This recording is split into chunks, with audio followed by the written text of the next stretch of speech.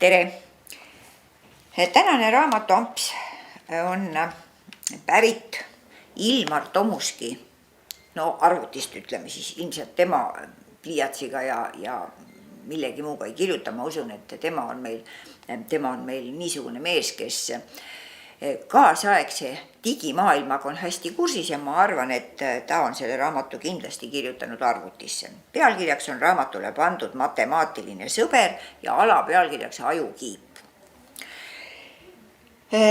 Ilmar Tomusk on meile juba tuntud autor, see on temal juba mitmes raamat, aga seda peab ütlema, et Ilmar Tomusk on viimasel ajal muutnud natukene temaatikat, millest ta kirjutab. Sellest on näha, et vaatamata sellele, et Ilmar Tomusk kuulub ka sinna dinosauruste põlvkonda, teda huvitab väga digimaailm. Ja oma viimastes raamatutes ta selle maailmaga üsna põhjalikult tegeleb ja seda digimaailma on ka selles raamatus. Hakkame siis pihta. Esimene peatükk ja kuidas raamat algab. Koolis ei ole tore, surus Markus läbi pisarate.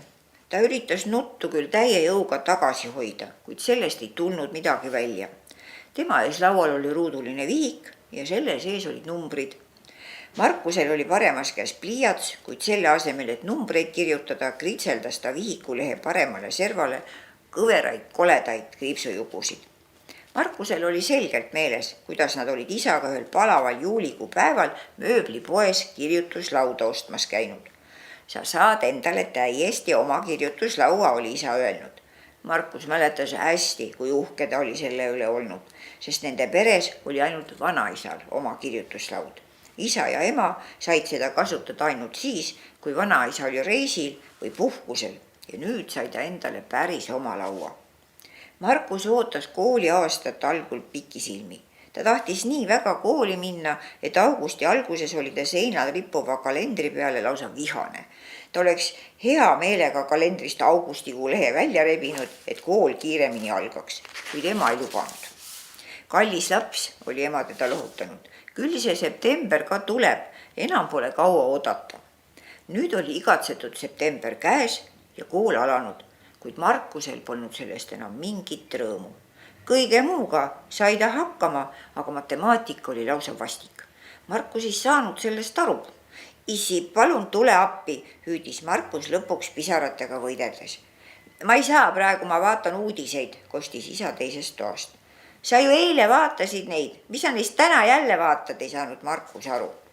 Eile vaatasin ma eilseid uudiseid, aga täna vaatan tänaseid, seletas isa.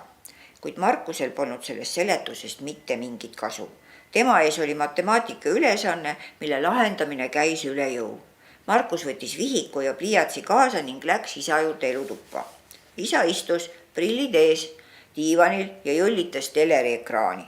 Seal räägiti parasjagu, et Jõgeva maal oli üks lehm andnud nii palju piima, et kui lehmadel oleks olümpiamängud, siis oleks see lehm saanud piima andmises kuldmedali.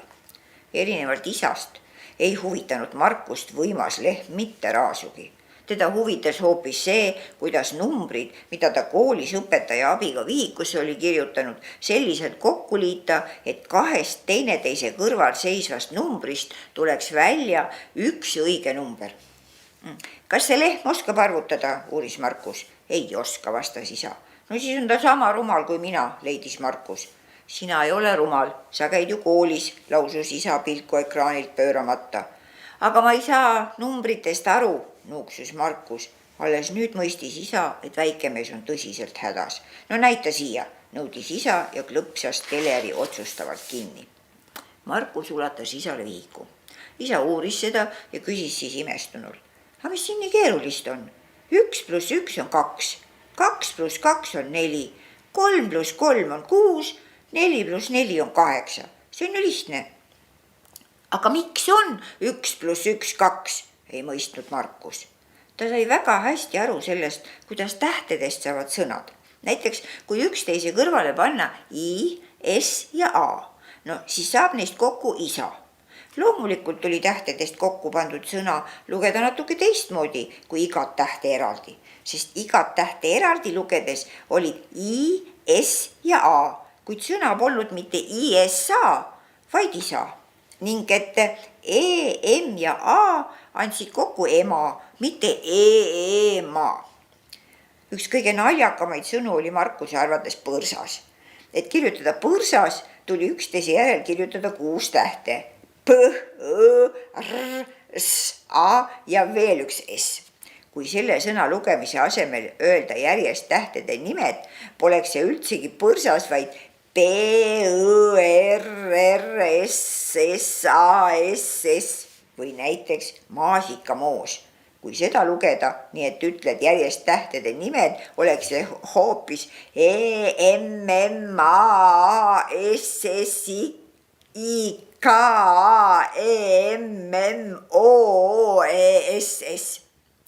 No vaat, sellise raske küsimusega, miks 1 + 1 peab tingimatult olema 2, aga mitte 11, maadleb meie Markus, no vaata, et peaaegu pool raamatut, aga siis saab ta enesele ühe abilise. Nimelt näete, siia alla on kirjutanud autor alapealkirjaks ajukiip. Ja vot see ajukiip hakkab siis selles raamatus möllama. Ja mida ta siis koos Markusega ette võtavad, et seda saate siis juba ise lugeda. Ja igasuguseid ettevõtmisi ja selliseid keerulisi mõttekäikusid matemaatika asjus on selles raamatus üsna piisavalt ja minu arvates on see päris asjalik lugemine kõikidele teistele Markustele ka, kes väga hästi matemaatikas aru ei saa sellest, miks 1 + 1 peab tingimatult olema 2. Aitäh!